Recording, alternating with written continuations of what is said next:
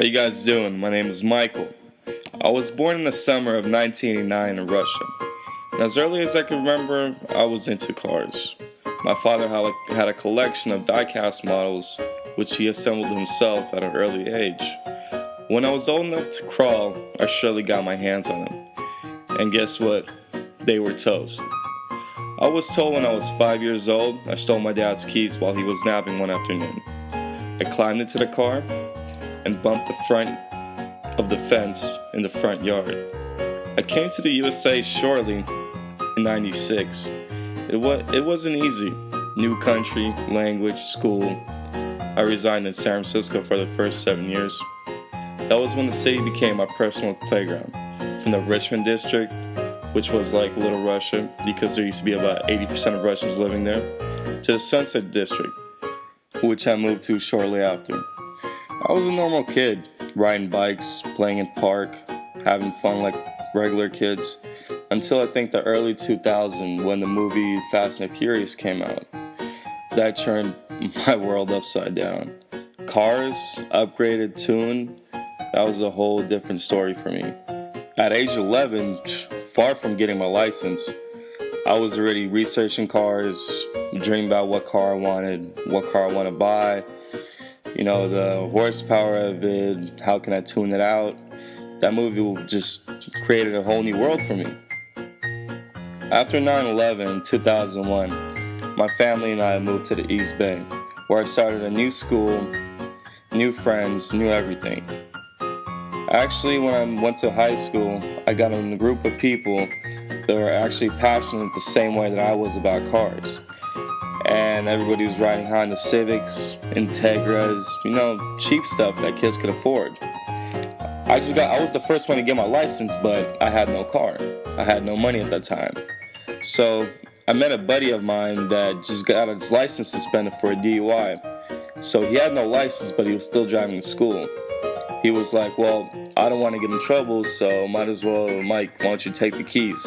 I was like, fine.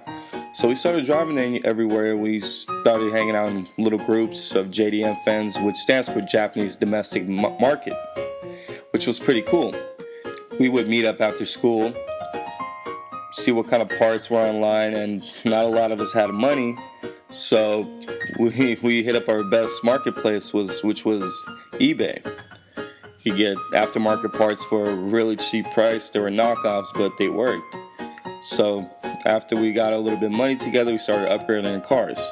After that, we would just start meeting up and driving around, find a new place to race. Since our school was in Pinole, we found the back roads of Pinole. And it had some windy roads, so that's where we all started off, doing some crazy things. Cops weren't really involved because they didn't know that people used to race over there. Until it started getting a little bit hot.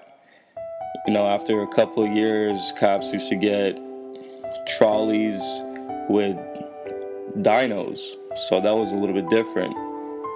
So we kind of stopped going there. We started going to Tilden, that was between the San Pablo Reservoir and the Berkeley. So it was awesome. Crazy roads, but in the night, nobody's there. Engines start up, tires getting warmed up, and we just do our thing. As time went by, people in the group started getting into serious relationships with their girlfriends, and so we basically didn't meet up as much as we used to. But one day I came to school and I seen one of my friends walking down the street. I was like, what happened, dude? He got caught on Highway 4 doing 125. His ticket was about $600 plus, as I remember it. And he got his driver's license suspended for 2 months, which wasn't bad, with a little bit of community service as well. Because since we're all under 18, what's the worst that could happen, right? As we started separating, people started doing their own things, like going up to Tilden. Last time I heard, people were getting arrested and getting their cars completely destroyed, impounded, tickets, everything and anything. So after high school, we basically got a little bit smarter and, came down a little bit. So usually we take it to the track nowadays, just because, tickets, being arrested, there's other people's lives in danger. it's a crazy thing, you know, like might as well keep it off the streets until you fully know that there's nobody that you hurt. Because you never know, if you're going 60 miles up Tilden and the windy roads, either a biker, another car upcoming could pop up out of nowhere. Anything could happen. Might as well stay safe. So we kind of kept it cool for a while. And now if we do meet up, we meet up maybe twice in a month. And that's rarely. That's when we pick up our phones and try to get everybody together. And everybody has jobs, families, different type of lives now. And some aren't even with us anymore. But to keep it safe, keep it off the streets, but still have fun once in a while. That's a little bit that I could tell you about my racing life. I'll always race. It's always fun. But you gotta just relax a little bit on it.